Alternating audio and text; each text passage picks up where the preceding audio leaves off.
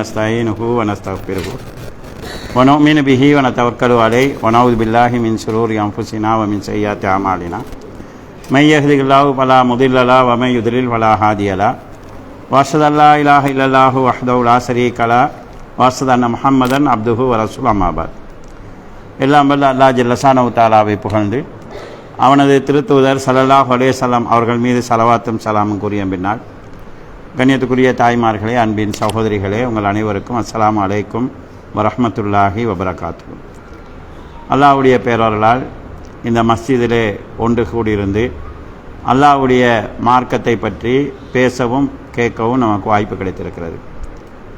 இவ்வாறான சந்தர்ப்பங்களை நாம் அமைத்து கொள்கிற போது எங்களை அறியாமல் இதனூடாக நாங்கள் நிறைய நன்மைகளை அடைகிறோம். சுருக்கமாக அதை ஞாபகப்படுத்தி தலைப்புக்குள் வரலாம்னு நினைக்கிறேன். நபி ஸல்லல்லாஹு அலைஹி வஸல்லம் அவர்கள் மலக்குகளில் ஒரு சாராரை பற்றி சொல்கிறாங்க. மலக்குகள் பல கூட்டம் இருக்கிறாங்க. அதில் ஒரு கூட்டத்துடைய வேலை என்னென்று சொன்னால், அல்லாஹ்வை திக்ர் செய்யக்கூடிய மஜ்லிஸுகளை கண்டால் அந்த இடத்தை சூழ்ந்து கொள்வார்கள். இதுதான் அவங்களோட வேலை. அவங்க இந்த இடத்தை தேடி திரிஞ்சு கொண்டிருப்பாங்க. அப்போது இந்த மாதிரி ஒரு சபையை அவர்கள் காணுகிற போது ஒரு மலக்கு மற்ற மலக்குகளை கூப்பிடுவார், வாங்க, நாங்கள் தேடின ஆட்கள் அகப்பட்டாங்க என்று சொல்லி வருவாங்க. வந்து அவர்கள் இந்த சபையை அப்படியே தங்களுடைய இறகுகளால் சூழ்ந்து கொள்வார்கள். பிறகு அவங்க மேலே போவாங்க. சுபவுக்கு ஒரு கூட்டம் வருவாங்க, அவங்க அசருக்கு மேலே போவாங்க. அசருக்கு வார கூட்டம் அடுத்த நாள் சுபவுக்கு மேலே போவாங்க. இப்போ மேலே போனதுக்கு பிறகு அல்லாஹு தாலாவுக்கு என்ன நடந்ததுங்கிறது எல்லாமே தெரிஞ்சு கொண்டு அல்லாஹ் கேட்பான், எங்கேருந்து வாரீங்கன்னு. அவங்க போன இடத்த சொல்லுவாங்க. அப்போது அல்லாஹு தாலா அந்த சபையில் இருக்கிறவர்கள் என்ன விரும்புகிறாங்க, எதற்காக இருக்கிறாங்க என்கிற கேள்விகளை அல்லாஹ் கேட்பான். அவங்க எங்களுடைய ஈமானை, அல்லாஹ்வை நம்பி நாங்கள் இருக்கிறோம் என்று சொல்கிற போது அல்லாஹு தாலா அவங்க என்ன பார்த்துருக்கிறாங்களா என்று கேட்பாங்க. மலக்கள் சொல்லுவாங்க, இல்லை, அவங்க உன்னை பார்த்ததில்லைன்னு சொல்லுவாங்க. அப்போ அல்லாஹு தாலா கேட்பான், அவர்கள் என்னை பார்த்திருந்தால் எப்படி இருப்பார்கள் என்று அல்லாஹ் கேட்கும்போது மலக்குகள் சொல்லுவாங்க, இப்போ இருக்கிறதை விட நல்லா இருப்பாங்க, இப்போ இருப்பதை விட ஆர்வமாக இருப்பாங்க என்று சொல்லுவாங்க. மலக்குகள் சொல்லுவாங்க. அதுக்கு பிறகு அல்லாஹு தாலா கேட்பான், அவங்க என்ன விரும்புகிறாங்க என்று கேட்பான். அப்போ மலக்குகள் சொல்வார்கள், அவர்கள் சொர்க்கத்தை விரும்புகிறாங்க என்று சொல்வார்கள். அப்போ அல்லாஹு தாலா மீண்டும் கேட்பான், அவர்கள் சொர்க்கத்தை பார்த்துருக்கிறாங்களான்னு சொல்லி. அப்போ மலக்குகள் சொல்வார்கள், அவங்க பார்த்ததில்லை என்று சொல்லி. அப்போ மீண்டும் அல்லாஹு தாலா கேட்பான், அவர்கள் ஒருவேளை சொர்க்கத்தை பார்த்திருந்தால் எப்படி இருப்பாங்கன்னு சொல்லி. அவங்க சொர்க்கத்தை பார்த்திருந்தால் இன்னும் ஆர்வமாக அதை அடைந்து கொள்வதற்கு முயற்சி செய்வார்கள் என்று மலக்குகள் சொல்வார்கள். அதற்கு பிறகு அல்லாஹு தாலா கேட்பான், அவங்க எதை பயப்படுறாங்க என்று கேட்பான். அப்போ மலக்குகள் சொல்வார்கள், அவர்கள் நரகத்தை பயப்படுறாங்க என்று மலக்குகள் சொல்வார்கள். அப்போ மீண்டும் அல்லாஹு தாலா கேட்பான், நரகத்தை அவங்க பார்த்துருக்கிறாங்களான்னு சொல்லி. அப்போ மலக்குகள் சொல்லுவாங்க, அவங்க பார்த்ததில்லை, அல்லாஹ் சொன்னதை வச்சு, ரசூல்லா சொன்னதை வச்சு நாங்கள் நம்பிக்கை கொண்டிருக்கிறோம். அப்போ மலக்குகள் பார்த்ததில்லை என்று சொன்னதுக்கு பிறகு அல்லாஹ் கேட்பான், அவர்கள் நரகத்தை பார்த்திருந்தால் எப்படி இருப்பாங்கன்னு சொல்லி. நரகத்தை கண்ணால் கண்டிருந்தால் நரகத்திலிருந்து தங்களை பாதுகாத்து கொள்ளக்கூடிய எல்லா வேலைகளையும் அவங்க செஞ்சு இப்போ இருக்கிறத விட பேணுதலாக இருப்பாங்க என்று மலக்குகள் சொல்வார்கள். இதை கேட்டுட்டு அல்லாஹு தாலா சொல்வான், நான் அந்த சபையில் இருந்தவர்களை மன்னிச்சிட்டேன், அதற்கு நீங்கள் சாட்சியாக இருங்க என்று அல்லாஹு தாலா சொல்வான். அப்போ மலக்குகள் ஒருவர் சொல்வார், அந்த சபையில் சும்மா வந்த ஒரு ஆள் நிற்கிறார். அவர் இந்த சபைக்காக வரலை. உதாரணமாக நீங்கள் ஒரு வீலில் வாரீங்க, நீங்கள் பயானில் இருக்கிறீங்க. வீலில் உங்களை ஏற்றிட்டு வந்தவரும் நீங்கள் போகும்போது உங்களை கூட்டிகிட்டு போகிறதுக்காக அவரும் அந்த சபையில் இருக்கிறார்னு சொன்னால், இப்போ அவரோட நோக்கம் பயான் அல்ல. நீங்கள் இடையில போனால் அவர் இடையில போயிடுவார். அப்போ அவருடைய நோக்கம் பயான் அல்ல, அவர் வேற அவருடைய சொந்த தேவை ஒன்றுக்காக வந்திருக்கிறார்.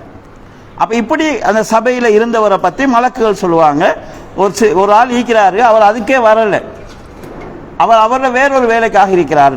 அப்போ அல்லாஹு தாலா சொல்வான், அவர்களையும் நான் மன்னித்து விட்டேன் என்கிறதுக்கு நீங்கள் சாட்சியாயிருங்க. ஏனென்றால் நல்லோர் சபையில் இருக்கிறவன் நாசமாக போக மாட்டான்.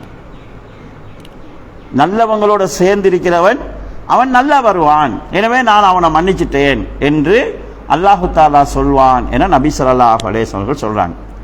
அப்போ எங்களுக்கு நல்ல சபைகள் கிடைத்தால் அதை நாங்கள் பயன்படுத்தி கொள்வது, எங்களை அறியாமல் அல்லாஹ்வுடைய நேசத்தை நாங்கள் பெறுவதற்கும் அல்லாஹ்வுடைய மன்னிப்பை நாங்கள் பெறுவதற்கும் நல்லவங்களோடு இருப்பதன் மூலமாக எங்களை அறியாமலே எங்களிடத்தில் சில நல்ல மாற்றங்கள் வர்றதுக்குமான வழியாக இருக்கு.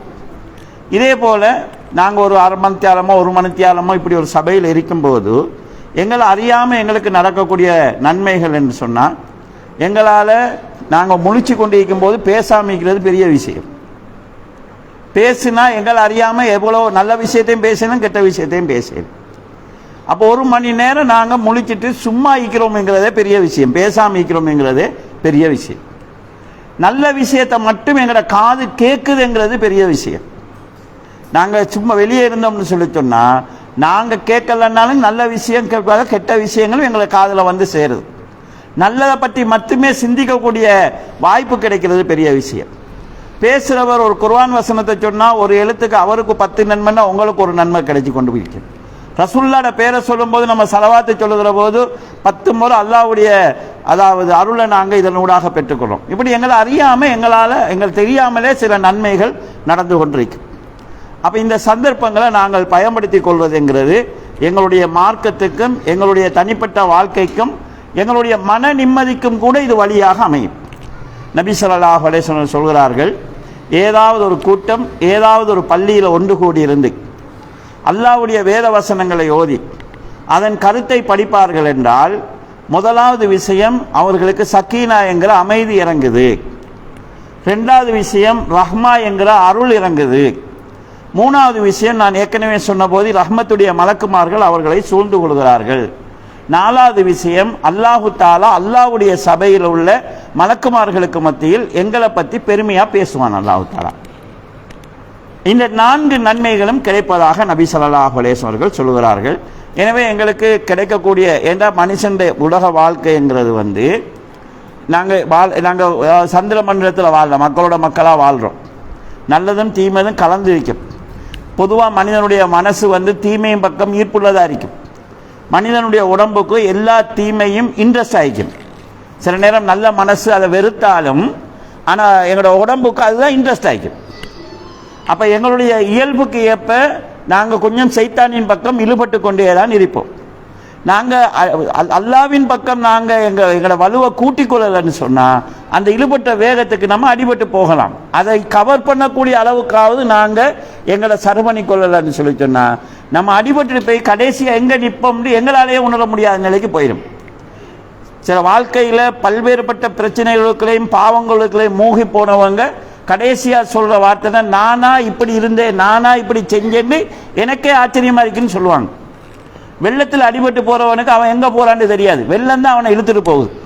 எனவே சைத்தான் பாவங்கள் மூலமாக எங்களை இழுக்க ஆரம்பித்தா கடைசியில் எங்கே கொண்டு விடுவான்னு எங்களுக்கு தெரியாது. அந்த இழுவைக்கு ஏற்ற அளவாவது நாங்கள் நல்லதின் பக்கம் எங்களை இழுக்கணும். நபி ஸல்லல்லாஹு அலைஹி வஸல்லம் சொல்கிறாங்க, மனிதனுடைய உடம்பை அல்லாஹ் ரூஹ அதாவது கல்பை அல்லாஹ் வெள்ளையாக படைச்சிக்கிறான். நாங்கள் ஏதாவது ஒரு தவறு செய்யும்போது, ஏதாவது ஒரு தப்பு செய்யும்போது, தவறான வழியில் போகும்போது, பிழையான வழியை தெரிய செய்கிற போது, எங்களுடைய எண்ணங்களையும் செயல்பாடுகளையும் தவறு நடக்க அந்த வெள்ளை உள்ளத்தில் கருப்பு புள்ளிகள். நான் ஒரு தவறு செஞ்சிட்டேன், ஒரு தவறான விஷயத்தை பேசிட்டேன், தவறான ஒரு வழியில் என்னுடைய காலை எடுத்து வச்சுட்டேன், நான் போகிற வழி பிழை இருந்து விளங்கி நான் தௌபா செஞ்சிட்டேன்டா அந்த கருப்பு அழிபடும். நான் தௌபா செய்யாமல் அது ஒரு தவறு 2 தவறாகி 2 தவறு 3 தவறாகி கட்டங்கட்டமாக தவறு கூடிக்கொண்டு போகும்போது அந்த கருப்பு புள்ளிகள் கூடிக்கொண்டே போகும். ஒரு கட்டத்தில் உள்ளம் புல்லாக கருப்பாகிடும். அதுக்கு பிறகு வெக்கம் விளங்காது, மானம் விளங்காது, ரோசம் விளங்காது, நன்மை விளங்காது, தீமை விளங்காது. அந்த கட்டத்தை நம்ம அடைகிறதுக்கு முன்னால எங்களை நாங்கள் பாதுகாத்து கொண்டால்தான் பாதுகாத்து கொண்டது. நீங்கள் யோசிக்கலாம், நான் பெற்று வளர்த்த புள்ள 10 வருஷம் 15 வருஷமாக நான் பெற்று வளர்த்த புள்ள என்னை எப்படி நிராகரிச்சு எனக்கு உமாவும் வானம் வாப்பாவும் வானம் நான் விரும்புகிற பொடியோடு தான் போகுதுண்டா எப்படி போகுது? இந்த பிள்ளைக்கு மனசு இல்லாமல் போச்சு தாண்டி. இது ஒரே அடியாக வாரதில்லை. தவறு நடக்க கரும்புள்ளி விழுந்து உள்ளம் கருப்பாயிடும். அதுக்கு பிறகு அந்த பிள்ளைக்கு அந்த உள்ளத்துக்கு கருப்பான உள்ளத்துக்கு நன்மை தீமையை பிரித்தறிவிக்கிற எண்ணம் இல்லாமல் போயிடும். மனசாட்சிங்கிறது செத்துரும். அப்படி இல்லைண்டா முதலாவது ஒரு தவறை செய்யும் போது எல்லாருக்கும் மனசு உறுத்தும். நம்ம இதை செய்கிறதா இல்லையா, நம்ம செய்யாம விட்டுறணும், செய்யணும், செஞ்சிருக்க கூடாதுன்னு மனசு உறுத்தி கொண்டே இருக்கும். அடுத்தடுத்த கட்டம் போக போக போக முன்னால் செஞ்ச தவறு சின்ன தவறாயிரும். இப்போ சாதாரணமாக ஒரு அந்நிய ஆணோடு தவறான பேச்சு பேசுறது முதல்ல பேசவே வெக்கமாயிருக்கு. பேச்சை ஆக ஆக ஆக ஆக பிறகு பேசுறது வெக்கம் இல்லை, டச் பண்ணுறது வெக்கமாகும், அல்லது கிட்ட சந்திக்கிறது வெக்கமாகும். ஆனால் அதுவும் வந்துட்டா அந்த வெக்கம் இல்லாமல் போயிடும், அடுத்த தவறு நடக்கும் வரைக்கும். அப்போ மனுஷன் என்ன செய்யணும்னு சொல்லி சொன்னா, ஒரு கட்டத்திலிருந்து அடுத்த கட்டத்துக்கு தாண்டாம தன்னை தற்காத்து கொண்டால்தான் அவன் தன்னுடைய நிம்மதி அமைதி எல்லாத்தையும் பாதுகாக்கலும். அடுத்தடுத்த கட்டங்களுக்கு போனால் அதுக்கு பிறகு மீண்டு வர்றது அவனுக்கே கஷ்டம். அவனா விரும்பினாலும் மீண்டு வர முடியாத நிலை இருக்கும்.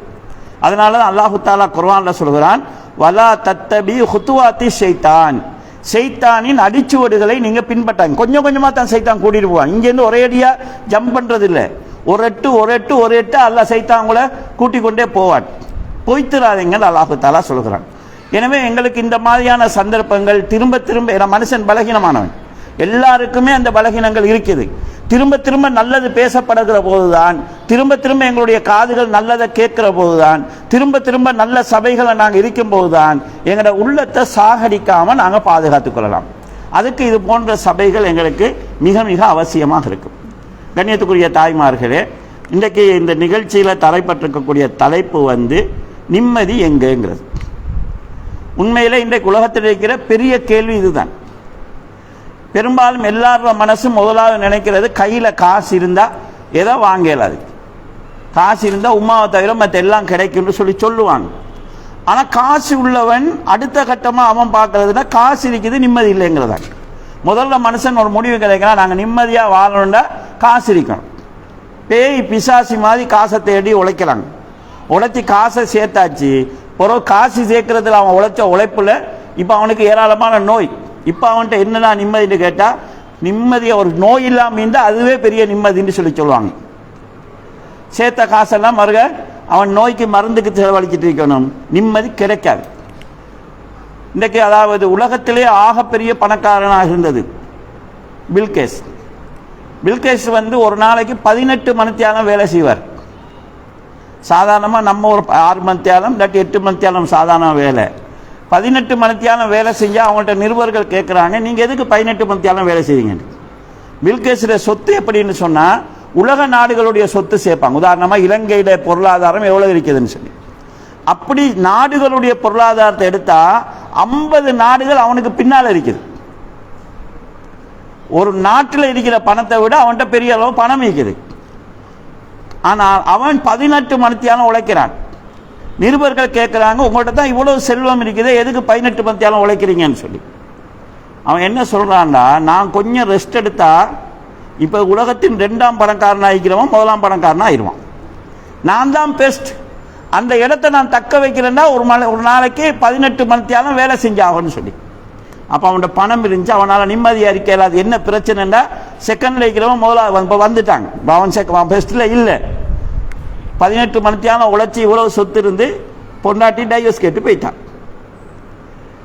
அப்போ அவன் இவ்வளோ பெரிய கோடான கோடி சொத்தை வச்சுட்டு இருந்து அவனோட பொண்டாட்டி நீ எனக்கு வான்னு சொல்லி டைவர்ஸ் வாங்கிட்டு போகிற லெவலில் தான் அவனோட வாழ்க்கை இருந்திருக்குதுன்னு சொல்லி சொன்னால், இந்த வாழ்க்கை பணத்தால் இந்த நிம்மதியை எடுக்கணுமான்னு கேட்டால், பணத்தால் ஒரு ஆளுக்கு நிம்மதியை எடுக்க இயலாது. குர்ஆனை நீங்கள் பாருங்கள், ரசூல் ஸல்லல்லாஹு அலைஹி வஸல்லம் அவர்களும் அபூபக்கர் ரலியல்லாஹு அன்ஹு ஹிஜ்ரத் போகிறாங்க. மக்காலிருந்து மதீனாவுக்கு தப்பி போகிறாங்க.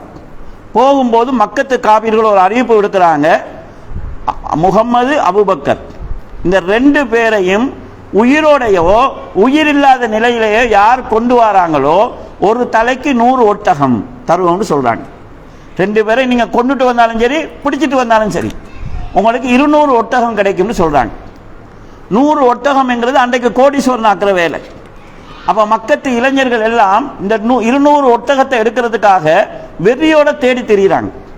ரசூல் ஸல்லல்லாஹு அலைஹி வஸல்லம் அவர்களும் அபூபக்கர் ரலியல்லாஹு அன்ஹு அவர்களும் அதாவது தௌர் குகையில் ஒளிஞ்சிட்டு இருக்கிறாங்க. ரசூலுல்லாஹ்வோட பிளேன் என்னன்னு சொன்னால், நாங்கள் எவ்வளோ வேகமாக ஓடினாலும் காவிர்கள் விரட்டி வந்து பிடிப்பாங்க. அரபிகள் குதிரை ஓட்டத்தில் வீரர்கள், அரபு குதிரை தான் உலகத்திலேயே அதாவது வேகமாக ஓடுற குதிரைக்கு பேர் பெற்றது. அப்போ எவ்வளோ வேகமாக போனாலும் அரபு இளைஞர்கள் வந்து பிடிச்சிருவாங்க. எனவே அவங்கள தேடி அலைய விடணும். 3 நாளைக்கு அலைய விட்டுட்டு இதுக்கு பிறகு தேடி வேலை இல்லைங்கிற நிலைக்கு அவங்க வந்ததுக்கு பிறகு நாங்கள் வெளியே போவோம்னு சொல்லி ரசூல் ஸல்லல்லாஹு அலைஹி வஸல்லம் அவங்க தௌர் குகையில் ஒளிஞ்சிருக்கிறாங்க. அந்த தேடி வந்த இளைஞர்களில் ஒரு குழுவினர் தௌர் குகைக்கு வந்துட்டாங்க. அவங்க மேலே சுத்துறாங்க. அவங்களோட கால்கள் கீழே விளங்குது. கீழே இருக்கிற அபூபக்கர் அவங்களுக்கு ரசூலுல்லாஹ்க்கும் கால் விளங்குது, சுத்துற கால் விளங்குது. அபூபக்கர் அவங்க சொல்றாங்க, யா ரசூலுல்லாஹ், யாராவது ஒருத்தன் எங்களை குகைக்குள்ள எட்டி பார்க்க தேவையில்லை, அவனோட காலை கீழே குனிஞ்சு பார்த்தா கூட நாங்கள் இருக்கிறது அவங்களுக்கு தெரிஞ்சிடும். நிறைய பேர் இருக்கிறாங்களே, நாங்கள் என்ன செய்யறோன்னு கேட்குறாங்க. அப்போ ரசூல் ஸல்லல்லாஹு அலைஹி வஸல்லம் சொல்றாங்க, லா தஹ்சன் இன்னல்லாஹ மஅனா, கவலைப்படாதே, அல்லாஹ் எங்களோடு இருக்கிறான்னு சொல்லி. இது அல்லாஹு தாலா குர்ஆன்ல சொல்கிற போது இந்த இடத்த அல்லாஹு தாலா குர்ஆன்ல சொல்கிற போது சொல்றான், அன்சல சக்கீனத அலா குலூபிஹி, ரசூலுல்லாஹ்வுடைய உள்ளத்தில் அல்லாஹ் அமைதியை இறக்கினான் என்று சொல்றாங்க. நல்லா யோசிச்சு பாருங்க, ஒரு குகையில் இருக்கிறாங்க, அவங்களுக்கு உணவோ தண்ணியோ பின்னால் அபூபக்கர் மகன் ஆடு மேய்க்கிற வார நேரம் கொடுத்தா தான். கொலை செய்யறதுக்காக இளைஞர்கள் மேலே சுத்திட்டு இருக்கிறாங்க, கீழே குனிஞ்சு பார்த்தா அவங்க கொன்றுவாங்க. இந்த சூழலையும் அவங்களுடைய உள்ளத்தில் அல்லாஹ் அமைதியை இறக்கினான் என்று குர்ஆன் சொல்லுது. இதில் நாங்கள் தெரிய வேண்டிய விஷயம் என்னன்னு கேட்டால், அமைதி வெளியே இல்லை, எங்கெங்கிற உள்ளத்தில் தான் இருக்குது. அது வெளியில் இருக்கக்கூடிய சொகுசுகளால் அடைய முடியாது, எங்களோட உள்ளத்தில் இருக்கக்கூடிய ஈமானால தான் அடைய முடியும். இந்த உதாரணமாக வெளி உலகத்தில் ஒரு 5 ஸ்டார் ஹோட்டலில் இருக்கிறவனுக்கு கிடைக்காத ஒரு நிம்மதி ரசூலுல்லாஹ்வுக்கும் எதிரிகள் சூழ்ந்த அந்த நேரத்திலையும் கிடைச்சிருக்குது என்று சொன்னால், அது வந்து அவங்க மறுமையை நம்புறது. நம்ம இவங்க கொண்டாலும் நாங்கள் சொர்க்கத்துக்கு போகின்ற போது மனசில் பதட்டம் கிடையாது அவங்களுக்கு. அப்போ நாங்கள் சரியான எங்களுடைய ஈமான் மூலம், எங்களுடைய இஹ்லாஸ் மூலம், எங்களுடைய தவக்குல் மூலம், இதன் மூலமாகத்தான் நாங்கள் அதாவது உள்ளத்தில் அமைதியை நாங்கள் ஏற்படுத்தி கொள்ள முடியுமே தவிர வெளியில் இருக்கக்கூடிய சுகங்களால் அல்ல. வெளியில் இருக்கக்கூடிய சுகங்கள் தேவையில்லாததான்னு கேட்டால் தேவை, ஆனால் அதுதான் அதாவது நிம்மதிக்கான அடிப்படையான பேஸ் அது இல்லை. நிம்மதிக்கான அடிப்படை எங்களோட உள்ளத்தில் இருக்குது. அதை அனுபவிக்கிறதுக்கான வழிகளை நாங்கள் உலகத்தில் அடையலாம், அடையாமலும் போகலாம். அடைஞ்சால் அது இரட்டிப்பு மகிழ்ச்சியாக எடுத்துக்கொள்ளலாம்.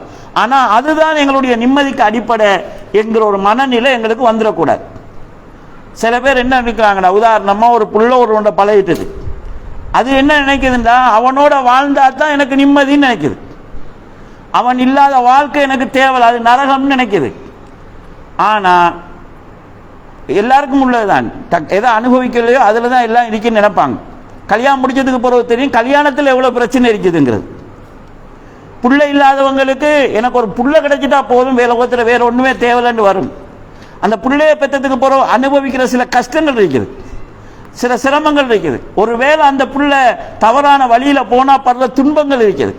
அந்த பிள்ளைக்கு வாழ்க்கையில் ஏற்படக்கூடிய மாற்றங்களால் ஏற்படக்கூடிய மன வருத்தங்கள் இருக்குது. அதை பட்டா இது இல்லாமல் இருந்திருந்தா நிம்மதியாக இருந்திருப்பேனே என்கிற ஒரு மனநிலை வரும். எனவே இந்த வெளியில உலகத்தில் இருக்கக்கூடிய விஷயங்களால் நாங்கள் முழுமையான நிம்மதியை பெற முடியாது. இதையும் நாங்கள் மனசில் தெளிவாக தெரிஞ்சு கொள்ளணும். கண்ணியத்துக்குரிய தாய்மார்களே, அன்பின் சகோதரிகளே, சரியான நிம்மதி, முழுமையான நிம்மதி கிடைக்கக்கூடிய இடம்னா சொர்க்கம் தான். அதை தவிர உலகத்தில் வேற எங்கேயுமே முழுமையான நிம்மதி கிடைக்காது. அல்லாஹு தாலா முத ஆதம் அலைஹிஸ்ஸலாம் அவ்வா அலைஹிஸ்ஸலாத்தையும் சொர்க்கத்துக்கு அனுப்புகிற போது, நீங்கள் இங்கே நிம்மதியாக இருக்கலாம், இங்கே உங்களுக்கு எந்த பயமும் இல்லை, எந்த துக்கமும் இல்லை, நீங்கள் இங்கே வெயிலை அனுபவிக்க மாட்டீங்க, நீங்கள் இங்கே தாகத்தை உணர மாட்டீங்க, நீங்கள் பசியை அனுபவிக்க மாட்டீங்க, இப்படி சொல்லித்தான் அல்லாஹ் தாலா சொர்க்கத்தில் அனுப்பினான். தடுக்கப்பட்ட கனியை அவங்க சாப்பிட்டாங்க, அதனால் அவங்கள அல்லாஹ் பூமிக்கு அனுப்பினான். பூமிக்கு அனுப்பும்போது அல்லாஹு தாலா என்ன சொன்னான்டா, இம்மா யத்தி அன்னக்கும் மின்னி ஹுதன், என்னிடமிருந்து உங்களுக்கு வாழ்வதற்கான ஒரு வழிகாட்டல் வரும். பமன் தபிய ஹுதாய, யார் எனது நேர்வழியை பின்பற்றுகிறார்களோ பலா ஹவுஃபுன் அலைஹிம் வலாஹும் யஹ்சனுன், அவர்களுக்கு அச்சமும் இல்லை துக்கமும் இல்லைன்னு சொல்லி. அப்போ அச்சம் இல்லாத ஒரு வாழ்க்கை வாழ்றதாக இருந்தால், துக்கம் இல்லாத ஒரு வாழ்க்கை வாழ்றதாக இருந்தால், எங்களுக்கு அல்லாஹ்விடமிருந்து வந்த வழிகாட்டலை நாங்கள் ஃபாலோ பண்ணணும். அப்போ தான் அச்சம் இல்லாத துக்கம் இல்லாத வாழ்க்கையோட நாங்கள் அனுபவிக்கிறோம். சரி, இந்த உலகத்தில் கஷ்டங்கள் கவலைகள் வராமல் இருக்குமா? அதை நாங்கள் எப்படி அதாவது மேனேஜ் பண்ணுறது? அதுக்கு எங்களுக்கு மார்க்கம் சொன்னது என்ன? இதை நாங்கள் புரிஞ்சு கொள்ளணும். இல்லைன்னா கவலை இருக்கும். முழுசாக கவலையே இல்லாத ஒரு உள்ளம் வராது. முதலாவது பிரச்சனை என்னன்னு கேட்டால், நாங்கள் வாழ்வதற்கு எங்களுக்கு நிறைய விஷயங்கள் தேவையில்லாதது இல்லை. இந்த தேவைகளோடு எங்களுக்கு நிறைய ஆசைகள் இருக்குது. எங்களுடைய ஆசைகள் நிறைவடையாத போது மனசு கவலைப்படுகிறது, துக்கப்படுகிறது, சஞ்சலப்படுகிறது. இதுக்கு ரசூல் ஸல்லல்லாஹு அலைஹி வஸல்லம் அவர்கள் எங்களுக்கு காட்டின வழி என்ன? ரசூல் ஸல்லல்லாஹு அலைஹி வஸல்லம் சொல்றாங்க, செல்வம் என்கிறது கஸ்ரத்துல், அதாவது பணம் அதிகமாக இருக்கிறதுல இல்லை. செல்வம் என்கிறது பணம் அதிகமாக இருக்கிறது, பொருள் அதிகமாக இருப்பதில் இல்லை. உண்மையிலேயே செல்வம்டா என்னன்னு கேட்டா, ரினன் நப்ஸ், போதும் என்கிற மனசுதான் செல்வம் ரசூலா சொல்றாங்க. ஒரு ஆளுடைய குடும்பத்தில் ஒரு நாளைக்கு 2000 ரூபா உழைக்கிறார். அவரும் அவருடைய மனைவியும் எங்களுக்கு இந்த 2000 ரூபா போதும்னு நினைக்கிறாங்க. இன்னொருவர் ஒரு நாளைக்கு 10,000 உழைக்கிறாரு. அவங்களோட லைஃபுக்கு இது போதாதுன்னு நினைக்கிறாங்க. இதில் 2000 ரூபா கிடைச்சாலும் எனக்கு போதும்னு நினைக்கிறவர் மனசளவில் பணக்காரனாக இருக்கிறார். இன்னைக்கு நீங்கள் பணக்காராக்களை பார்க்கலாம், இந்த உலகத்தில் இருக்கக்கூடிய இந்த ஊழல் மோசடி செய்கிறவங்களை பார்க்கலாம். நாட்டு சொத்தையே அள்ளி அள்ளி சேர்த்துட்டு இருப்பானுங்க. சேர்க்கிறத தின்றதுக்கு அவனுக்கு டைம் போதாது. சில பேர் சொத்து சேர்த்துட்டு இருப்பாங்க, அவனுக்கு பிள்ளையும் இல்லை குட்டியும் இல்லை.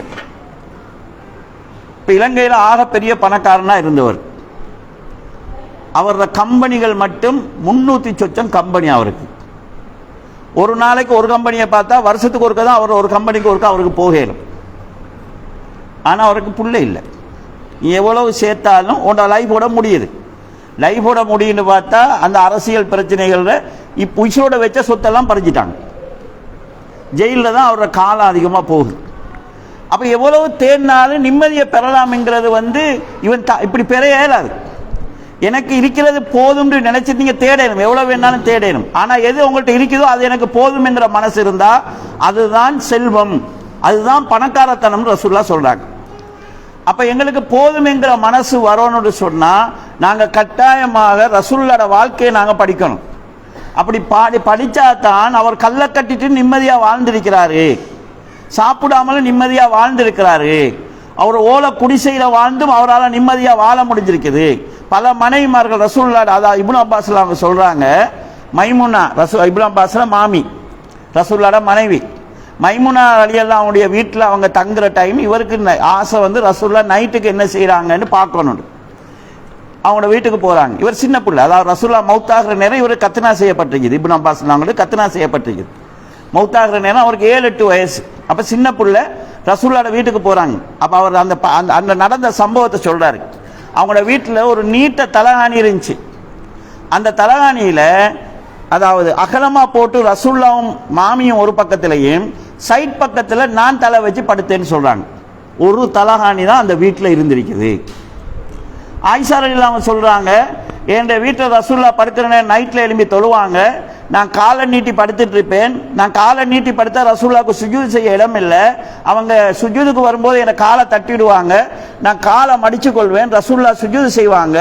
சுஜூது செஞ்சதுக்கு பிறகு நான் காலை நீட்டிக்குவேன். அதுக்கு பிறகு எழும்பி தொழுவாங்கன்னு சொல்லி கணவன் மனைவி காலை நீட்டி படுத்தா சுஜூது செய்ய இடமில்லை என்கிற அளவுக்கான ஒரு வீட்டில் அவங்க வாழ்ந்திருக்கிறாங்க. ஆனால் நிம்மதியாக அவங்க இருந்திருக்கிறாங்க. நாங்கள் மனசில் கவலையாக இருந்தோம், இன்பமான ஒரு வாழ்க்கை இல்லைன்னு அவங்க சொல்லலை. அப்போ இந்த வெளி உலகத்தில் கிடைக்கக்கூடிய பொருள்களால் நிம்மதி என்கிற ஒரு மனநிலை இருந்துச்சுன்னு சொன்னால் எங்களுக்கு அதில் அது கிடைக்காது. அது எங்களுக்கு இருந்து நாங்கள் மனசில் நல்லா இருந்தோம்னா பிரச்சனை இல்லை. எனவே நம்ம இதுதான் வாழ்க்கையின் நிம்மதிக்கான தளம் என்கிற எண்ணம் எங்கள்கிட்ட இல்லாமல் போகும். இதை அடையிறதுக்கு ரசூலுல்லாஹ் சொன்ன இன்னொரு வழிமுறை இருக்குது. நபி ஸல்லல்லாஹு அலைஹி வஸல்லம் சொல்கிறாங்க, லா தந்துரு இலா மன் ஃபௌகக்கும், உலக விஷயங்களில் உங்களுக்கு மேலே இருக்கிறவங்களை நீங்கள் பார்க்காதீங்க. அப்படி பார்த்தா அல்லாஹ்வுடைய அருளை உங்களால் புரிஞ்சு கொள்ள முடியாமல் போகும். அல்லாஹ்வுடைய அருளுக்கு உங்களுக்கு நன்றி செலுத்தலாம் போகும். நீங்கள் உங்களுக்கு கீழே உள்ளவங்களை பாருங்கள், அப்போ உங்களுக்கு அல்லாஹ்வுடைய அருளை புரிஞ்சு கொள்ள முடியும்னு சொல்கிறாங்க. இது அலி ரலியல்லாஹு அன்ஹு சும்மா ஒரு வார்த்தையாக சொல்லுவாங்க, எனக்கு செருப்பில்லை என்று நான் கவலையில் இருந்தேன், பாதையில் கால் இல்லாமல் போகிற ஒருவனை பார்க்கும் வரைக்கும்னு சொல்லி. எனக்கு செருப்பில்லையேன்னு கவலைப்படுறாங்க. ஒரு ஆளை பார்க்குறாங்க, ஒத்த காலோட போய்த்து கொண்டிருக்கான், மாஷா அல்லாஹ், அல்லாஹ் எனக்கு 2 காலை தந்திருக்கிறான், செருப்பு இல்லாட்டி பரவாயில்லைங்கிற திருப்தி அடைந்த இந்த கருத்தை அவங்க சொல்கிறாங்க. இப்போ இது எங்களுக்கு வாழ்க்கைக்கு நிம்மதிக்கான ஒரு வழியாக ரசூலுல்லாஹ் சொல்கிறாங்க. பொருளாதாரத்தில் உங்களுக்கு மேலே உள்ளவனை பார்த்து அவனுக்கு அது இருக்குது எனக்கு அது இல்லையே, அவனுக்கு இது இருக்குது எனக்கு இல்லையே நீங்கள் நினைச்சிட்டு இருந்தீங்கன்னா இந்த இந்த இந்த பார்வையால் நிம்மதி வரவே இயலாது. ஏன்னு கேட்டால் நீங்கள் பைக் இல்லைன்னு சொல்லி பைக் இருந்தால் நிம்மதி நினைப்பீங்க, பைக் வந்ததுக்கு பிறகு ஒரு கார் இருந்தால் நிம்மதின்னு சொல்லுவீங்க, அதுக்கு பிறகு அது பெஜ்ரா இருந்தால் என்னன்னு சொல்லி அதுக்கு மேலே பார்த்து பார்த்து தான் போவீங்களே தவிர எது கிடைச்சாலும் நிம்மதி வராது இந்த பார்வை உள்ளவங்களுக்கு. அப்போ உங்களுக்கு கீழே உள்ளவங்களை நீங்க பாருங்க என்று ரசூல் ஸல்லல்லாஹு அலைஹி வஸல்லம் சொல்றாங்க. உலக விஷயத்தில், மார்க்க விஷயத்தில் உங்களை விட நல்லவங்களை பாருங்க, இவங்க இப்படி இருக்கிறாங்களே அவங்கள விட நாங்கள் நல்லா இருக்கணும்னு சொல்லி உங்களை நீங்க மெருகூட்டி கொள்ளுங்க என்று ரசூல் ஸல்லல்லாஹு அலைஹி வஸல்லம் சொல்றாங்க.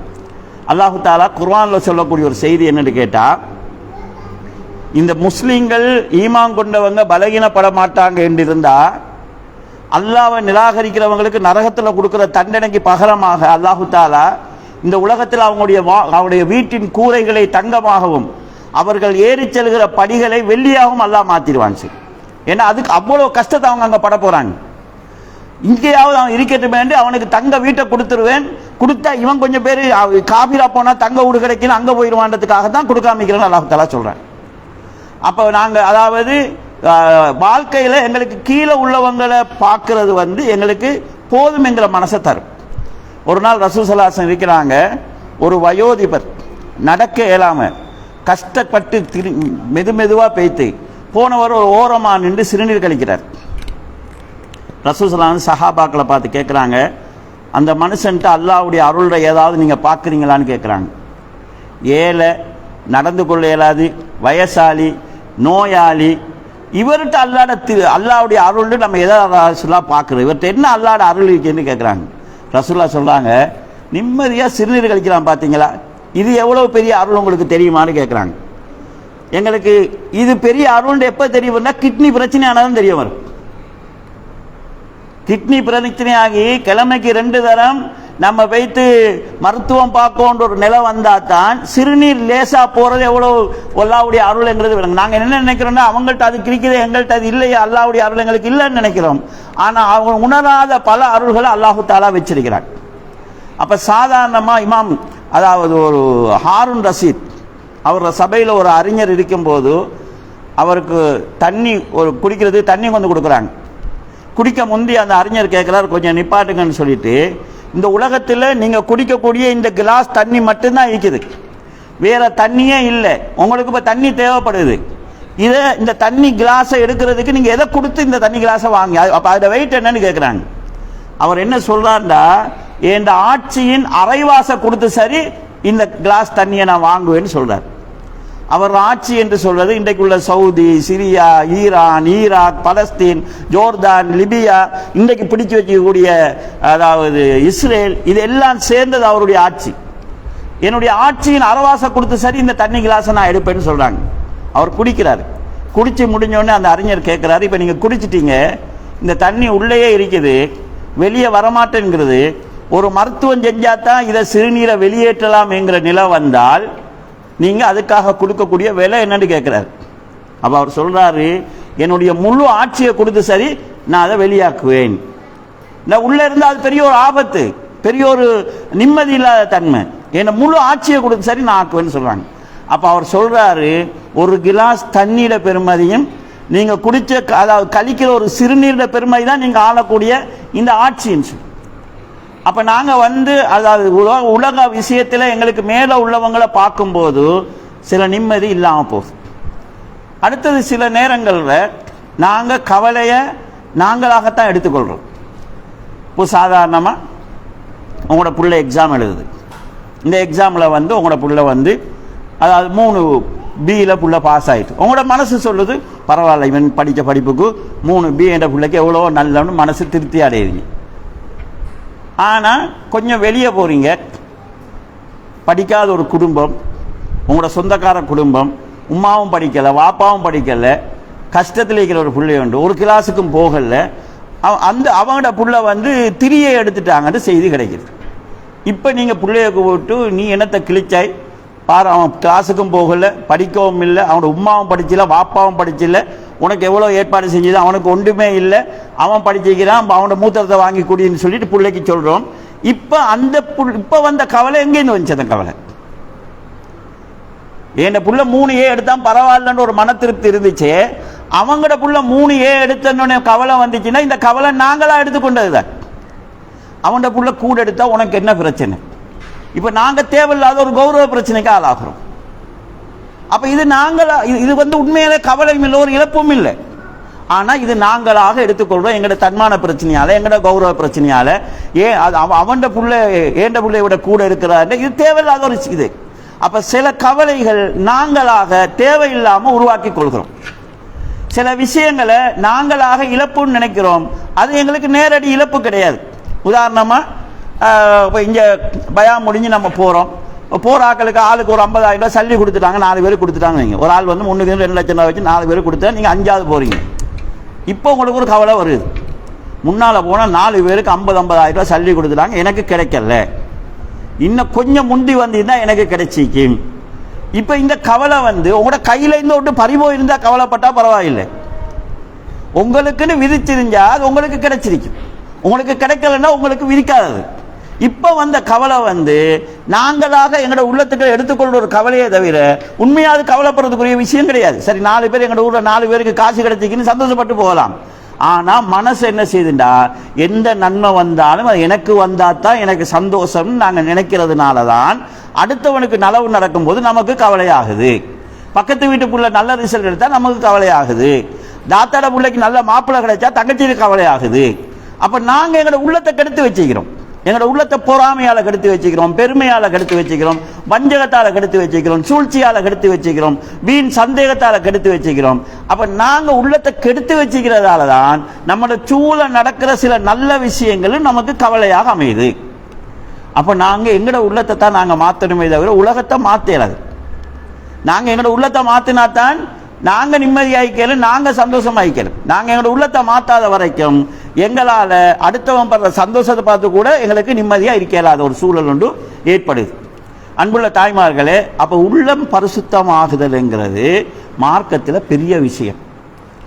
நபி ஸல்லல்லாஹு அல் குர்ஆனில் அல்லாஹு தஆலா அதிகமாக சத்தியம் செய்து சொன்ன விஷயம் கத் அப்லக மன் ஸக்காஹா, யார் உள்ளத்தை பரிசுத்தப்படுத்தினானோ அவன் வெற்றி அடைந்தான். வகத் ஹாப மன் தஸ்ஸாஹா, யார் உள்ளத்தை பால்படுத்தினானோ அவன் நாசமாக போனான். அப்போ எங்களோட உள்ளத்தை தூய்மைப்படுத்துறதுங்கிறது எங்களோட மார்க்கத்தில் நாங்கள் செய்கிற மிகப்பெரிய விஷயம். இந்த உள்ளத்தை தூய்மைப்படுத்துறதுக்கு நம்ம என்ன செய்யலாம்? உள்ளம் தூய்மை ஆகிறதுக்கு நாங்கள் செய்கிறதுல மிக முக்கியமானது தான் குர்ஆன் ஓதுறது. குர்ஆனை எங்களுக்கு பொருள் தெரிஞ்சு ஓத முடியுமா இருந்தால் இன்னும் சிறப்பாகிக்கணும். இல்லைன்னு சொன்னாலும் குர்ஆனை நாங்கள் ஓதணும். ரெண்டாவது திக்ர் செய்யணும். அலா பி திக்ரில்லாஹி தத்மைனுல் குலூப், நீங்கள் அறிந்து கொள்ளுங்கள், அல்லாஹ்வை திக்ர் செய்வதால் உள்ளங்கள் அமைதி பெறுகிறது என்று அல்லாஹு தஆலா குர்ஆனில் சொல்கிறார். பொதுவாக மனுஷனுடைய உடம்புக்கு எப்படி சாப்பாடு தேவையோ அதுபோல் மனுஷன் மூளைக்கும் சாப்பாடு தேவை. மூளைக்கு கொடுக்குற சாப்பாடு தான் அறிவு.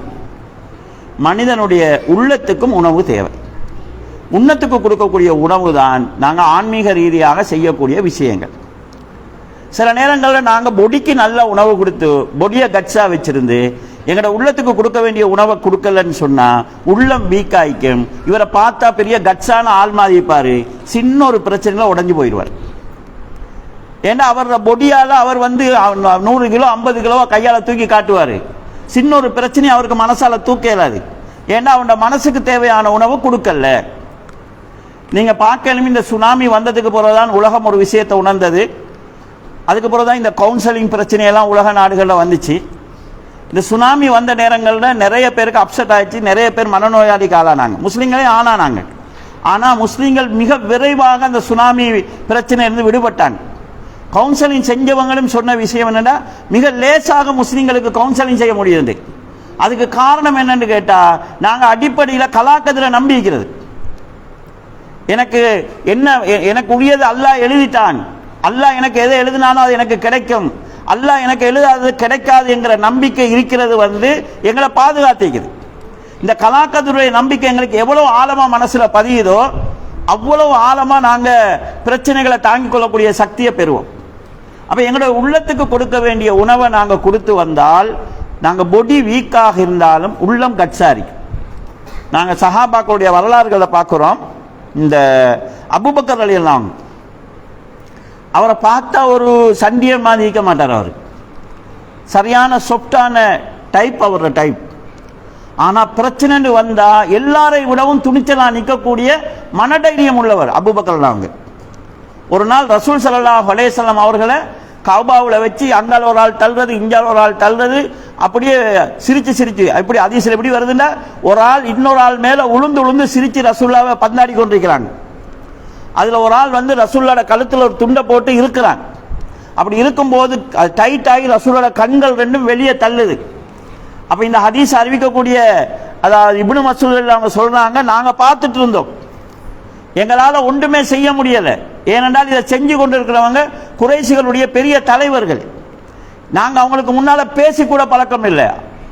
ஆனால் அந்த டைம்ல எங்கிருந்தோ அபூபக்கர் நாங்க ஒவ்வொருவரை பிடிச்சு அங்கிட்டு இங்கிட்டு வீசி அத்தக்துலூன ரஜுலன் யக்கூலு ரப்பி அல்லாஹ், அல்லாஹ் தான் என்னுடைய இறைவன் என்று சொன்னதுக்காக ஒரு மனுஷனை பிடிச்சு நீங்க கொல்ல போறீங்களான்னு அவ்வளவு பேரோடையும் ஃபைட் பண்ணார். எவ்வளவு பெரிய பிரச்சனைகள் வார நேரத்திலையும் துணிஞ்சு நிற்கிற ஒரு தன்மை இருந்துச்சு. அது அவரோட பொடி சக்தி கிடையாது, அவருடைய உள்ளம் கொடுத்த சக்தி. அப்ப அதை நாங்க ஏற்படுத்திக் கொள்வதாக இருந்தால் உள்ளத்துக்கு உணவு கொடுக்கணும். உள்ளத்துக்கு நாங்க கொடுக்கிற உணவுல குர்ஆன் ஓதுறது முக்கியம். இன்றைக்கு எங்கள்கிட்ட பெரிய பிரச்சனை, குர்ஆன் ஓதுற பழக்கம் எங்கள்கிட்ட இல்லாம போச்சுது. சின்ன பிள்ளைகள் மதரசாவுக்காக ஓதுறாங்க, அதுக்கு நிறைய குறைஞ்சிருச்சு இந்த அதாவது டியூஷன் கலாச்சாரம் ஏற்பட்டிருக்கிறதுனால. ரெண்டாவது திக்ர் செய்யறது, திக்ர்லையும் காலை மாலை திக்ர்கள் நாங்க செய்யக்கூடிய ஓதல்கள் எங்களை அறியாம எங்களோட உள்ளத்தை பலமாக்கும், அது எங்களை உள்ளத்தை தூய்மையாக்கும். அப்ப அது இல்லாம எங்களோட உள்ளத்தை நாங்க மிச்சம் பலகீனப்படுத்த வச்சிருக்கிறோம். எங்களை அறியாம எங்களுடைய உள்ளத்துல நிறைய குப்பைகள் இருக்குது. இது அகற்ற வேலையை நாங்க செய்யலன்னு சொன்னா உள்ளம் குப்பையாகவே இருக்கும். அப்ப திக்ர் செய்யறது, அதாவது குர்ஆன் ஓதுறது. அடுத்தது துவா. துவா நீங்க இன்றைக்கு கவுன்சிலிங் ஒரு ஆள்கிட்ட போனீங்கண்டா ஏதாவது பிரச்சனை முதலாவது அவர் செய்யற வேலைண்டா உங்களை பேச விட்டு அவர் கேட்டுக்கிறது. மனுஷன்ட்ட இருக்கக்கூடிய ஒரு பலகீனங்கள ஒன்று, மனசுல இருக்கிற பிரச்சனையை யார்ட்டையாவது பேசிட்டாங்கண்டா ஓரளவு பாரம் குறைஞ்ச மாதிரி இருக்கும். பேசுறதுக்கு யாராவது கிடைக்கணும்.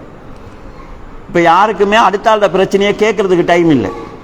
பொண்டாட்டியில பிரச்சனையை புருஷனுக்கு கேட்க டைம் இல்லை, புருஷன் பேச்ச பொண்டாட்டிக்கு கேட்க டைம் இல்லைன்ன மாதிரி ஒரு லைஃபுக்குள்ள நாங்க வந்தீங்க. எனக்கு 1000 பிரச்சனை இருக்குது. இதை யார்ட்டையாவது சொன்னா என் மனசு எப்படி உணருதுண்டா தூக்கி வச்சுட்டு இருந்த ஒரு பாரத்தை கீழே வச்ச மாதிரி உணருது. இது இயல்பா உள்ளது. அதனால கவுன்சிலிங் போனா என்ன செய்வாங்கன்னா அவங்க கூட பேச மாட்டாங்க, பேச விடுவாங்க. பேசினோடனே உங்களுக்கு ஒரு டைம் வரும், ராகத்தொண்டு கிடைச்ச மாதிரி. அது அவர்கிட்ட போனதால கிடைச்ச ராகத்தில் உங்களோட மனசுல இருக்கிறது வெளியே சொன்னதுனால வந்த ராகத்து. மனுஷனுக்கு அந்த பொடியிலையும் அப்படியான நிலைமை இருக்குது. நீங்க சில நேரம் பார்க்கணும், இந்த கிளினிக்கு போய் நின்றீங்கன்னா சில நோயாளியை கையை பிடிச்சி கூட்டிட்டு வருவாங்க. குறிப்பா நல்லா பார்க்கறேன்னு சொல்லி சொன்னா இந்த பெரும்பான்மை சமுதாயத்து நோயாளிகளை நல்லா பார்க்கலாம். அவங்க நோயாளினால போட்டு ஏதாவது சால்வை உண்டோ டவல் உண்டோ போட்டு வருவாங்க, கையை இப்படி ஒரு ஆள் பிடிச்சிட்டு வருவாங்க. உள்ள போய்த்து வரக்குள்ள அவர் தனியா நடந்து வருவார், கையை பிடிச்சிட்டு வர மாட்டார். இப்போ உள்ளதான் போய்த்து வந்தீங்கன்னா மருந்தை குடிக்கல, மருந்தை குடிக்க முந்தைய அவனுக்கு வந்த கட்ஸ் என்னன்னு கேட்டா மனசுல ஒரு தைரியம், டாக்டர்கிட்ட போய் தீக்கணும், அவர் ஒரு மருந்தை தருவார், குடிச்சா லேசா இன்னொரு தைரியம், மன தைரியம். அதுல அவங்க வாராங்க, உடம்புல அதாவது ரிலீஸ் ஆகுது. அப்ப துஆவுல நாங்க என்ன செய்யறோம்டா நமக்குள்ள பிரச்சனையை அல்லாஹ்ட்ட சொல்றோம், அது மனசுக்கு ஆறுதலா கிடைக்கும். துஆ கேட்கறது நஷ்டம் போகாது. நீங்க என்ன கேட்கிறீங்களோ அது கிடைக்கலாம். அல்லது நீங்க கேட்டதுக்கு மாற்றமாக வேறொரு விஷயத்தை அல்லாஹ் உங்களுக்கு தரலாம். அல்லது நீங்க ஒரு நல்லதை கேட்டிருப்பீங்க, உங்களுக்கு வர இருந்த ஒரு தவறு அல்லாஹ் தடுக்கலாம். ஒன்றுமே இல்லைன்னா நாளை மறுமையில அதுக்காக அல்லாஹ் தஆலா கூலி தருவான். நாளை மறுமையில ஒரு மூமின் என்ன நினைப்பான்டா, நான் கேட்ட ஒரு துஆ கூட அங்கீகரிக்காம இருந்திருக்கணுமேன்னு கேட்பான். ஏன்னா அந்த மறுமையில கிடைக்கிற கூலியை கண்டதுக்கு பிறகு அதுதான் அவனுக்கு சிறப்பா தெரியும். எனவே உங்களுக்கு என்ன மாப்பிள்ளை சொல்றதை கேட்கிறாருல, நான் பேச என்ன பிரச்சனையை கேட்கிறாருல, பிள்ளைகள் என்ன பிரச்சனையும் கேட்கறதில்ல, எனக்கு என்ன பிரச்சனையை கேட்க யாருமே இல்லைன்னு சொல்லிட்டோன்னா ஒரு பிரச்சனையும் இல்லை. நீங்க துஆவுல அல்லாஹ்ட்ட கேளுங்க, அந்த மனப்பாரம் இறங்கும். அதே நேரம் என் பிரச்சனையை அல்லாவால தீர்க்க முடியும்னு தவக்குள் வச்சா, அல்லாவின் மீது நம்பிக்கை வச்சா, தவக்கல் அலல்லாஹி ஃபஹுவ ஹஸ்புஹு, யார் அல்லாஹ் மீது தவக்குள் வைக்கிறார்களோ அவர்கள் அவன் பொறுப்பில் இருக்கிறாங்க என்று அல்லாஹு தாலா சொல்றாங்க. அப்ப நாங்க தக்குவாவின், அதாவது துவா, திக்ரு, தவக்குல், இதெல்லாம் எங்களுக்கு மார்க்கத்தில் ஈமானுடைய அடிப்படைகளாக சொல்லித்தரப்பட்டிருக்கக்கூடிய தன்மைகள். கலாக்கதிரும் ஈமான் தான் சேர்ந்தது. நான் கலாக்கதிருக்கு ஒரு விஷயம் சொன்னேன். கலாக்கதிரில் நாங்கள் தெரிஞ்சு கொள்ள வேண்டிய இன்னொரு விஷயம் என்னன்னு கேட்டால், எங்களுக்கு எது நன்மை எது தீமைன்னு எங்களுக்கு தெரியாது. எங்களுக்கு முன்னால் இருக்கக்கூடிய சில விஷயங்கள் நன்மையா தீமையானு எங்களுக்கு தெரியாது. எங்களுக்கு நடந்த ஒரு விஷயத்தை நினைச்சு நாங்கள் கவலைப்பட்டுக்கிறோம், அல்லது கிடைக்கும் என்று நினைச்சு கிடைக்காம போன ஒரு விஷயத்தை நினைச்சு நாங்கள் கவலைப்பட்டுக்கிறோம். சில நேரம் அது கிடைக்காம போனது எங்களுக்கு நன்மையா இருக்கலாம். இப்போ உதாரணமா, நீங்களும் உங்களோட ஹஸ்பண்டும் இங்கேருந்து கொழும்புக்கு போகணுன்னு ஐடியா பண்ணிட்டு வெளியே வாரீங்க. இங்கேருந்து வாரியப்புல வைத்து அங்கேருந்து அமராபுரத்திலிருந்து வர பஸ்ஸில் ஏறினா இந்த டைமுக்கு போனால் கொஞ்சம் சீட்டோட போகணுன்னு ஒரு டைமை பிடிச்சி நீங்கள் போகிறீங்க. இடையில ஒரு ஹஸ்பண்டோட கூட்டாளி வந்து பிடிச்சிட்டு கதைச்சிட்டு இருக்கிறார். உங்களுக்கு மனசில் எரிச்சலாக, இந்த மனுஷனுக்கு எப்போ கதைக்கிறது எப்போ கதைக்காமிக்கிறது டைம் இல்லை, எரிச்சலாகவே இருக்குது. சரி, ஒரு 5-10 நிமிஷம் கதைச்சிட்டு போகிறாரு. நீங்கள் ரோட்டுக்கு வாரீங்க, நல்ல பஸ் ஒன்று போகுது, பஸ் மிஸ் ஆயிடுச்சு. மாப்பிள்ளைக்கு ஏசுறீங்க, உங்களுக்கு கதையை வெட்டிட்டு வர தெரியாது, அந்த மனுஷனோட போக சரி கதை கேளுந்தானே, இப்படி ஆகிருச்சேன்னு காத்துட்டு நிற்கிறீங்க. இப்போ எவ்வளோ நேரம் ஆகும் தெரியும், அடுத்த பஸ் வந்தால் அதுக்காக கொழும்பு பஸ்ஸில் சீட் கிடைக்குமா இல்லையான்னு தெரியான்னு முனையும் கொண்டே இருக்கக்குள்ள உங்களோட கூட்டாளி, மாப்பிள்ளையோட கூட்டாளி ஒரு ஆள் வாகனத்தில் வாராரு. எங்கே போகிறீங்கன்னு கேட்க, கொழும்புக்கு கொண்டு. அவர் சொன்ன, நானும் கொழும்புக்கு தான் போகிறேன், தனியாக போகிறேன், எனக்கும் பேச்சுக்கு துணைக்கு ஆள் நினச்சேன், நல்லதாக போச்சுன்னு. இப்போ உங்களோட மனசு என்ன சொல்லணும், நல்ல வேலை அந்த ஆள் கதைச்சிட்டு இருந்தான், இல்லாட்டி போன பஸ்ஸில் வைத்திருந்தா இந்த ஆள் கிடைச்சிக்க மாட்டான், போன பஸ்ஸில் வைத்திருந்தா நாங்கள் அங்கே வைத்து இதாகிப்போம், அந்த பஸ்ஸில் போகணும், சில நேரம் அந்த பஸ்ஸில் சீட் கிடைக்குமா இல்லையான்னு தெரியாது. இப்போ அந்த மனுஷனோட கதைச்சது வந்து ஒரு வேலை நல்லதாக போச்சுன்னு நினைக்கிறீங்க. அல்லாஹ் பாதுகாக்கணும். இப்படியே போகிற இடத்துல வேன் வந்து ஆக்சிடென்ட் ஆகிட்டுன்னு வைங்க. இப்போ என்ன நினைக்கணும், அந்த தரித்திரியம் பிடிச்சவனை கதைச்சதால தான் இந்த வேனில் ஏறணும், இல்லாட்டி பஸ்ஸிலையாவது போய்த்திருப்போம்னு நினைப்பீங்க. அப்போ எங்களுக்கு முன்னால் உள்ளது தெரியாதால சிலதை நன்மை நினைச்சிருப்போம், சிலதை கெடுதின்னு நினைச்சிருப்போம். நாங்கள் நன்மைன்னு நினைக்கிறது கெடுதியாக இருக்கலாம், கெடுதின்னு நினைக்கிறது நன்மையாக இருக்கலாம். அதனால் எங்களுக்கு ஏதாவது ஒரு இழப்பு மாதிரி தெரிஞ்சால் இது இல்லாமைக்கிறது தான் எனக்கு நல்லதாக இருந்திருக்கும். அல்லாஹ்வுடைய ஏற்பாடு அதுதான். இந்த கலாக்கதிரை நம்பணும்னு சொன்னால் எங்களுக்கு இழப்புகள் நஷ்டமாக தெரியாது. இதில் அல்லாஹ் எனக்கு ஏதோ ஒரு கயிறை வச்சிருப்பான். அதனால தான் மூமிங்கள் வந்து தனவு நடந்தாலும் அல்ஹம்துலில்லாஹ்னு சொல்லுவாங்க, தீமை நடந்தாலும் அலா குல்லி ஹால் அல்ஹம்துலில்லாஹி அலா குல்லி ஹால், எல்லா நிலையிலும் அல்லாஹ்வுக்கு எல்லா புகழும் சொல்லுவாங்க. இப்போ குர்ஆன் அல்லாஹ் சொல்றான், அஸா அன் தக்ரவு ஷைஅன், நீங்க சில விஷயங்களை வெறுக்கலாம், ஃபஹுவ கைருல் லக்கும், அது உங்களுக்கு நன்மையா இருக்கும். வ அஸா அன் துஹிப்பு ஷைஅன், சில விஷயங்களை நீங்க விரும்பலாம், ஆனா அது உங்களுக்கு கெடுதியா இருக்கு. நாங்க ஆசைப்படுறோம், ஆசைப்படுறதுக்கு நமக்கு இடம் இருக்குது. கிடைச்சா அல்ஹம்துலில்லாஹ் நினைச்சுக்கோங்க, அதுல நலவு நடக்குதா கெடுதி நடக்குதா எங்களுக்கு தெரியாது. கிடைக்காத ஒன்றை நினைச்சு கவலைப்படாதீங்க, சில நேரம் அதுல உங்களுக்கு ஹைர் இருக்கலாம். சூரா கஹ்ஃபுல் அல்லாஹு தஆலா ஒரு நீண்ட சம்பவத்தை, மூசா அலைஹிஸ்ஸலாம் ஹிதர் அலைஹிஸ்ஸலாத்துடைய ஒரு நீண்ட சம்பவத்தை சொல்றான். அதுல ஒரு சம்பவம் தான், மூசா அலைஹிஸ்ஸலாம் ஹிதர் அலைஹிஸ்ஸலாம் வாராங்க. இது அல்லாஹ்வுடைய ஏற்பாடு, மறைவான விஷயங்களோட சம்பந்தப்பட்டது. ஒரு சிறுவன் விளையாடி கொண்டிருக்கிறான். ஹிதர் அலைஹிஸ்ஸலாம் ஒரு சிறுவனுடைய கழுத்தை நெரிச்சு கொன்றுறான். இப்போ மூசா அலைஹிஸ்ஸலாம் இதை கவலையில கேட்குறாங்க, இப்படி ஒரு புள்ளையை கொண்டுட்டீங்களேன்னு சொல்லி. அதுக்கான காரணத்தை அவங்க ஹிதர் அலைஹிஸ்ஸலாம் சொல்றாங்க. என்னன்னு கேட்டால், இந்த சிறுவன் பெரியவனானால் என்னோட உம்மாவையும் வாப்பாவையும் குஃப்ரை செய்யுமாறு நிர்பந்திப்பான். அதனால் அல்லாஹ் என்ன நாடினான்டா, இந்த புள்ளைய கொண்டுட்டு இதுக்கு பகரமாக தாய் தந்தை மீது அன்பு செலுத்தக்கூடிய ஒரு குழந்தையை அந்த பெற்றோருக்கு கொடுக்க அல்லாஹ் நாடினான். அல்லாஹ்வுடைய உத்தரவு பிரகாரம் நான் இதை செஞ்சேன்னு சொல்றாங்க. இப்போ மூசா அலைஹிஸ்ஸலாம் ஹிதர் அலைஹிஸ்ஸலாத்து சம்பவத்தை குர்ஆன் சொன்னதினால இந்த விஷயம் எங்களுக்கு தெரியும். அந்த உம்மா வாப்பாவுடைய நிலையை எடுத்து பாருங்க. புள்ளையை யாரோ கொண்டுட்டு போயிட்டாங்க, அவன் கவலைப்பட்டிருப்பாங்களா இல்லையா? நிச்சயமா கவலைப்பட்டிருப்பாங்க. ஆனால் அந்த புள்ள உசுரோடு இருக்கிறத விட மௌத்தா போறது தான் அவங்களுக்கு நல்லவு என்கிறது அல்லாஹ் குர்ஆன்ல சொல்கிறான். அவன் வளர்ந்தா இவங்களை குஃப்ர செய்யுமாறு நிர்பந்திப்பான், இவங்களை முஸ்லிமா வாழ விட மாட்டான். அதனால் அல்லாஹ் தஆலா இவனை அழிச்சிட்டு இவனுக்கு பகரமா நல்ல ஒரு குழந்தையை கொடுக்க நாடியதாக அல்லாஹ் குர்ஆன்ல சொல்றான். அப்ப சில நேரங்கள்ல நம்ம பெத்த புள்ள மௌத்தா போறது கூட எங்களுக்கு அல்லாஹ் நான்னு ஒரு ஃபைலா இருக்கலாம். சில தாய்மார்களுக்கு குழந்தை இல்லாமல் இருக்கு. குழந்தை இல்லாததுங்கிறது ஒரு பெரிய கவலை தான். ஆயிஷா நாயும் கவலைப்பட்டிருக்கிறாங்க. ரசூல்லாட்ட வந்து எல்லாரையும் அரபியில் நினைச்சுவாங்கன்னா புள்ளோட பேரை சொல்லி தான் உம்மாவை கூப்பிடுவாங்க, உம்மாட பேரை சொல்லதில்லை. இப்போ நாங்கள் உம்மு சலமா அபு சலமான்னு பார்க்குறோம், அது அவங்களோட பேர் இல்லை. சலமாவுடைய உம்மா, சலமாவுடைய வாப்பா, இப்படி தான் பிள்ளைலாம் அந்த அரபிகள் கூப்பிடுவாங்க. இப்போ ஆயிஷா நாய் கவலைப்படுறாங்க, எனக்கு ஒரு புள்ளை இருந்தா ஏன் புள்ளோட பேரை சொல்லி என்னை ஆட்கள் கூப்பிடுவாங்களே, எனக்கு ஒரு புள்ளை இல்லையேன்னு கவலைப்படுறாங்க. அப்போ ரசூல்லா சொன்னாங்க, இதுக்கு போகிறோம் நீ உம்மு அப்துல்லா, அப்துல்லாட உம்மா, அல்லாட அடிமையிட உம்மான்னு சொல்லி சும்மா ஒரு பேரை, புள்ளை இல்லாமலே புள்ள அந்த அப்துல்லாட உம்மான்னு ஒரு பேரை வச்சு விடுறாங்க. அப்போ அவங்களுக்கு குழந்தை இல்லைங்கிற ஒரு கவலை இருந்திருக்குது.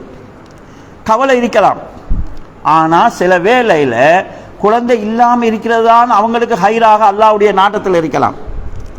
எனவே தந்தால் அல்ஹம்துலில்லாஹ், தராட்டி அந்த கதிரை பொறுத்து கொள்வது இருக்குது தானே, அதுவே சொர்க்கம் போகிறதுக்கான வழியாக எங்களுக்கு மார்க்கம் சொல்லுது. ரசூலுல்லாஹ் சொல்கிறாங்க, யாராவது ஒரு தாய் தந்தைக்கு அல்லாஹு தாலா 3 பச்சை குழந்தைகள் கொடுத்து மௌத்தா போயிருந்தா அதற்காக அல்லாஹ் அவர்களுக்கு சொர்க்கத்தை கொடுப்பான்னு சொல்கிறாங்க. சின்ன பிள்ளைகள் 3 பிள்ளைகள் மௌத்தா போயிருந்து அதை அவங்க அல்லாஹ்வுடைய கதிர்ந்து பொறுத்து கொண்டா அதுக்காகவே சொர்க்கம் கிடைக்குன்னு சொல்கிறாங்க. அப்போ ஒரு சஹாபி கேட்குறாரு, யார் ரசூலுல்லாஹ் 2 புள்ள மௌத்தா போனாலும் கிடைக்குமான்னு. அப்போ ரசூலுல்லாஹ் கிடைக்குன்னு சொல்கிறாங்க. அப்போ சில நேரங்களில் ஒரு மூமினை பொறுத்தளவுல இழப்பும் அவனுக்கு நன்மை தேடித்தாரது. இப்போ சாதாரணமாக ஒரு ஆள் கண் இல்லாமல் பிறக்கிறார், எங்கட பார்வையிட்ட குருடர். சில பேர் நினைப்பாங்க இது அல்லாஹ் கொடுத்த அவன் சரி, அல்ல குதிரைக்கு அல்லாஹ் கொம்பு வைக்கல அதுக்கு தான் அப்படி இப்படின்னு சொல்லுவாங்க. ஆனால் கண் இல்லாத ஒருவர் அந்த கதிரை அல்லாஹ்வுக்காக ஏற்றுக்கொண்டால் அதற்காகவே அவருக்கு சொர்க்கத்தை கொடுக்கிறதாக அல்லாஹ் தாலா சொல்வதாக நபி ஸல்லல்லாஹு அலைஹி வஸல்லம் சொல்கிறாங்க. அப்போ எங்களை விட சொர்க்கத்துக்கு மிக நெருக்கமானவங்க அவங்க. நாங்கள் கண்ணால் செய்கிற எத்தனையோ பாவங்கள் அவங்களுக்கு இல்லை. அப்போ இந்த ஒரு அக்கீதாவோட சம்பந்தப்பட்ட இந்த விஷயங்கள்ல வர வேண்டிய விஷயங்கள், இது அல்லாமல் சில எங்களை நாங்கள் மாற்றிக்கொண்ட சில விஷயங்கள் இருக்குது. இப்போ சாதாரணமாக இன்றைக்கு எல்லாம் சமூக வலைத்தளங்களை யூஸ் பண்ணுறோம். பிள்ளைகளுக்கு ஏசுறதா இன்றைக்கி முதல்ல பிள்ளைகளுக்கு ஏசிருந்தே இப்போ உமாவும் அப்படி பாப்பாவும் அப்படி பிள்ளையும் அப்படின்ற நிலைமை தான் இருக்குது. இப்போ யாருக்கும் அதிலிருந்து கலண்டாக்கள் இல்லை. இப்போ இதை பார்க்குறதுல ரிலாக்ஸுக்காக பார்க்குறோம் நாங்கள் நினைக்கிறோம். சில நேரங்களில் தேவையில்லாத கவலைகளுக்கு இது காரணமாக அமையும். சில நேரங்களில் சில வீடியோக்களை போடுவாங்க, அதான் இலகிய மனசுள்ளவங்க பார்க்க வேணாம்னு சொல்லி அதைத்தான் டக்குன்னு பார்க்குறேன், என்னமோ பிரச்சனை ஆகிக்குன்னு சொல்லிட்டு. இப்போ உண்மையாக சொன்னால் ஒரு பீரியட்டில் வந்து சிரியா வீடியோக்களையும் பலஸ்தீன் வீடியோக்களையும் நான் பார்க்குறது இல்லை. ராவைக்கு பார்த்தா தூக்கம் போகிறதுக்கு லேட்டாக ஒரு வீடியோ வந்து வாப்பாவுக்கு மகன் அடிக்கிற வீடியோ ஒன்று பார்த்தா தூக்கம் போகுது, 1/2 மணி நேரம் 1 மணி நேரம், அது வந்து குழப்பிட்டு இருக்குது மனசு. இப்போ சில நேரங்களில் நம்ம ஏதோ ஒன்றுக்காக பார்த்துட்டு அது வந்து எங்களுக்கு மனசே பிரச்சனை ஆகுது. இது ஒரு டைப்புண்டா. இன்னொரு டைப் என்னன்னு கேட்டால், இந்த வீடியோக்கள் எல்லாம் அதாவது நடிப்பு. இந்த நடிப்பை நிஜ உலகத்தில் காண இயலாது. இந்த நடிப்பை பார்த்துட்டு அதை மாதிரி நம்ம ஒரு வாழ்க்கை வாழணுன்ற எண்ணம் வந்து அது வாழ கிடைக்காது. அது வார பிரச்சனை. உதாரணமாக பெண்களுக்கு இருக்கிற பிரச்சனை, வீடியோவில் வர மாப்பிள்ளை என்ன செய்வாருன்னா வேலை விட்டு வரக்குள்ள கிஃப்ட் எடுத்துகிட்டு வருவார், வந்து ஒய்ஃபை ஹக் பண்ணுவார், சும்மா பேசிட்டு ஐ லவ் யூ சொல்லுவார், பிறந்த நாளைக்கு வாழ்த்து சொல்லுவார். இதை பார்த்துட்டு நம்மட மாப்பிள்ளையும் பிறந்த நாளைக்கு வாழ்த்து சொல்லுவாரா கிஃப்ட்டு கொண்டு வரான்னு பார்த்துட்டு இருக்கிறேன். அவனுக்கு அவன் பிறந்த நாளே நினைப்பில்லை, உங்களோட பிறந்த நாள் நிச்சயமாக அவனுக்கு நினைப்பிக்காது. தப்பி தவறி இந்த கல்யாண டேட்டை கூட மறந்து போய்த்திரும். ஏண்டா வாழ்க்கையில் பட்ட கஷ்டங்கள்லாம் நினைப்பில் வச்சுப்போன்னு சொல்லி கல்யாண டேட்டையும் மறந்துடுவாங்க. இதை பார்த்துட்டு இருக்கிறேன், நம்மளோட பிறந்த நாளைக்கு ஏதாவது சொல்கிறானான்னு சொல்லி சொல்லலன்னொன்னே மாப்பிள்ளைக்கு அவரோட உள்ளத்தில் நாங்கள் இல்லை போல இருக்குது. ஏன்ட பிறந்த நாளும் அவருக்கு நினைப்பில்லை, கல்யாணம் முடித்த நாளும் நினைப்பில்லை, நான் புள்ள பெற்ற நாளும் நினைப்பில்லைன்னா அவனுக்கு அவன் பிறந்த நாளும் நினைப்பில்லை. அப்போ இந்த டைப்பை நம்ம எதிர்பார்த்துட்டு இது கிடைக்கலன்னொன்னே நம்ம கவலை வருது. அதாவது சீரியல் லைஃபும் சினிமா லைஃபும் மீடியாவில் வார லைஃபும் போலியானது, அது நாடகம் நடிப்பு. அப்படி ஒரு லைஃப் நமக்கு கிடைக்காது. அதே நேரத்தில் சில பொம்பளை இருக்கிறாங்க, பீத்துறது தான் அவங்களோட வேலை. ஏன்னா மாப்பிள்ளை எனக்கு வந்து என்ன பிறந்த நாளைக்கு வந்து மோதிரம் ஒன்று கிஃப்ட் பண்ணாருன்னா அதை போட்டுட்டு சும்மா வைக்காமல் அடுத்த விட்டு பொம்பளைகிட்ட வந்து கொடுக்குறோம். அதிகம் இல்லாமல் உங்களோட மாப்பிள்ளை உங்களுக்கு ஒன்று வாங்கி தரலையான்னு கேட்குறேன். இப்போ இவன் என்ன செய்யறேன்னு சொல்லிட்டு, நான் எல்லாரும் பார்க்குற எல்லாம் உங்களோட மாப்பிள்ளை பிறந்த நாளைக்கு என்ன வாங்கி தந்தார், பிறநாளைக்கு என்ன வாங்கி தந்தார், கல்யாண டேக்கு என்ன வாங்கி தந்தாருன்னு கேட்குறேன்னு சொல்லி சொன்னால் எல்லாரும் கேட்குறதுக்காகவே அவன்கிட்ட இருந்தால் வாங்கி தரணும், இருந்தால் கேட்டு வாங்கிக்கோங்க. அடுத்த விட்டு மாப்பிள்ளை வாங்கி கொடுத்தா அதோட அவன் கோவத்தில் சொல்ல அவள்கிட்ட அவனை மாப்பிள்ளைகிட்ட வாங்கிக்கணும். இப்போ இது வந்து குடும்ப பிரச்சனை ஆகுது. நான் போய் அவன்கிட்ட வாங்குறதுக்கு உங்களை தான் நான் முடிச்சேன்னு சொல்லிட்டு இது சண்டை. இது அப்போ நாங்களா சில பிரச்சனைகளை உருவாக்கி கொள்கிறோம். அதுக்கு தேவை என்னன்னு சொன்னால் அளவான ஆசை, எங்களோட லைஃபுக்கு ஏற்ற ஆசை. எது எங்களுக்கு வாழ்க்கைக்கு அவசியமோ அத்தியாவசியமோ அதை தேவைன்னு நினைக்கிறோம். இப்போ அவசியமானது முடிஞ்சிட்டுன்னா அதுக்கு மேலே காசு இருந்தால் சும்மா உள்ளதை தேடுங்க. சாப்பாட்டுக்கு செலவு போச்சுதா நீங்கள் மேக்கப்புக்கு தேடலாம். மேக்கப்பு போனதுக்கு பிறகு உங்களுக்கு காசு இருக்குதா வாகனத்தை நீங்கள் தேடலாம். சாப்பாட்டுக்கே வசதி இல்லாமல் பக்கத்து வீட்டில் கார் வாங்கிக்கிறாங்க, நாங்களும் கார் வாங்கணும்னா பெட்ரோல் அடிக்கிறதுக்கு லோன் எடுக்கணும். காரை வாங்கிட்டு வீட்டில் சும்மா வச்சிருக்கலாலே, எங்கேயாவது ட்ரிப் போகணும், சொந்தக்காராக வீட்டுக்கு போகணும், வீட்டுக்கு போகிற நிறைய ஏதாவது வாங்கிட்டு போகணும், அதுக்கு கடன் வாங்கணும். நிறைய முஸ்லீம்கள்ட்ட இந்த பிரச்சனை இருக்குது. அடுத்தவங்க பார்க்கறதுக்காக ஒரு லைஃப் வாழ்கிறாங்க, கடைசியில் ஊரை விட்டு ஓடி போகிறாங்க. பார்த்தா காணியை வச்சிருக்கிறாங்க, வாகனம் லோனில் வாங்கினது அதை கட்டிக்கொள்ள அமைக்கிறாங்க.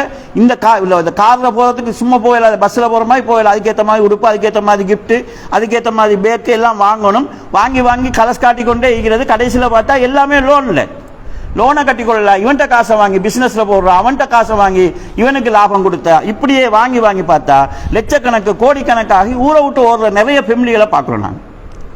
அப்போ நீங்கள் சுத்தக்குள்ள இந்த ஃபேமிலி ஹாயா சுத்துதுன்னு பார்த்து மிகச்ச யாருமே 5% உங்களுக்கு உதவி செய்ய வரமாட்டாங்க. அப்போ நீங்கள் தான் உங்களோட லைஃப்பை முடிவு செய்யணும். எனக்கு என் வாழ்க்கைக்கு இது அவசியமானதை வாங்குங்க. மிச்சம் காசு இருந்துச்சுன்னா தேவையானதை வாங்குங்க. அதுக்கு மேலேயும் காசு இருந்தால் தேவையில்லாதையும் வாங்குங்க, பிரச்சனை இல்லை. ஆனால் எது பேசிக், எது அடிப்படை, எது முக்கியம், இந்த விஷயம் பிள்ளைகளுக்குன்னு தெரியணும். பிள்ளைகளும் என்ன செய்யண்டா, உமா வாப்பட வருவாய் என்னன்னு தெரியாது, உமா வாப்பட செலவு என்னன்னு தெரியாது. அந்த கிளாஸில் உள்ள பிள்ளை பிறந்தநாள் கொண்டாடிச்சு, கிளாஸில் உள்ள பிள்ளைகள் இதை செஞ்சாங்க அதை செஞ்சாங்க, அதை நாங்கள் செய்யணும்னு சொல்லி இப்படி ஒரு நாங்கள் அநியாயமாக தேவையில்லாமல் இதெல்லாம் வந்து எங்களோட மனசுக்கு தேவையில்லாத பிரச்சனைகளை உண்டாக்குற விஷயங்கள். ஆக கண்ணியத்துக்குரிய தாய்மார்களே, நாங்கள் தான் எங்களோட லைஃப்பை வடிவமைக்கணும். சூழ உள்ளவங்களை பார்த்து எங்களோட வாழ்க்கையை அமைச்சுக்கொள்ளோம் நாங்கள் நினைச்சா கொஞ்சம் கஷ்டமாக இருக்கும். முதல்ல இந்த ஸ்டேப்புக்கு போக கஷ்டமாயிக்கும். ஆனால் நாங்கள் அந்த ஸ்டேப்புக்கு அந்த லைனில் நின்றுட்டோம்னா, நான் ஏண்ட காசு எனக்கிட்ட எவ்வளோ இருக்குதோ அதுக்கேற்ற ஒரு வாழ்க்கையை நான் வாழ்வேன்னு முடிவெடுத்துட்டு போனோம்டா பிரச்சனை இருந்து நாங்கள் விடுபடலாம், கடன்ல இருந்து நாங்கள் விடுபடலாம், வட்டியில இருந்து நாங்கள் விடுபடலாம். எங்கள்கிட்ட என்ன இருக்குதோ அதுக்கேற்ற மாதிரி சந்தோஷமாக வாழக்கூடிய ஒரு லைஃப்பை நாங்கள் எடுத்துக்கொள்ளலாம். அடுத்தது அதாவது சமூக வாழ்க்கையோட சம்மந்தப்பட்ட பல விஷயங்கள் இருக்குது. எங்களால் முடிஞ்ச அளவுக்கு நாங்கள் தனிமையில் இருக்காமல் அடுத்தவங்களோட சேர்ந்து வாழ்றது. அடுத்தவங்க செய்யணும்னா கோடிக்கணக்கு செலவழிக்கணும் இல்லை, நல்ல வார்த்தை பேசுறது. நாங்கள் நல்ல வார்த்தை பேசினா எங்களுக்கு நல்ல வார்த்தை கிடைக்கும், அந்த நல்ல வார்த்தைகள் எங்களுக்கு நிம்மதியை தரும். இப்படியான சந்தர்ப்பங்களில் நல்லவங்களோட சேர்ந்து பழகிறதுக்கான டைப் எடுக்கிறது. சில நேரங்களில் சில பேர் நினைப்பாங்க குடும்பங்களோட இருந்தால் பிரச்சனைன்னு சொல்லி வெளியில் போவாங்க. வெளியில் போய்த்து பொண்டாட்டிக்கும் மென்டலாகி, புருஷனுக்கும் மென்டலாகி, பிள்ளைகளுக்கும் மென்டலாகி, தண்ணி ரூமுக்குள்ளே அடப்பட்ட மாதிரி அவங்களோட லைஃபே ஃபோனில் உள்ள இதுகளில் தான் அவங்களோட பொழுதுபோக்கு போகும். கடைசியில் நாட்டுக்கு வருவாங்க. நாட்டுக்கு வந்தால் ஊரில் யாரும் சொந்த பந்தம் இருக்காது. ஏன்னா அங்கேருந்து யாரும் சொந்த பந்தத்துக்கு தெளிவாக பேசிக்க மாட்டான், கொடுக்கல் வாங்கல் செஞ்சிருக்க மாட்டான். இங்கே வந்து தண்ணி ஒரு ஊருக்குள்ளே தனி தீவிர வாழ்கிற மாதிரி வாழக்கூடிய வாழ்க்கை வரும். மனுஷன்டா அவன் மற்ற மனுஷரோட சேர்ந்து வரணும். அதனால தான் இஸ்லாத்தில் ஜமாத்து தொழுகை, ஜும்மா தொழுகை எல்லாம் சேரணும் பிரியணுங்கிற நன்மைகள் வந்திருக்குது.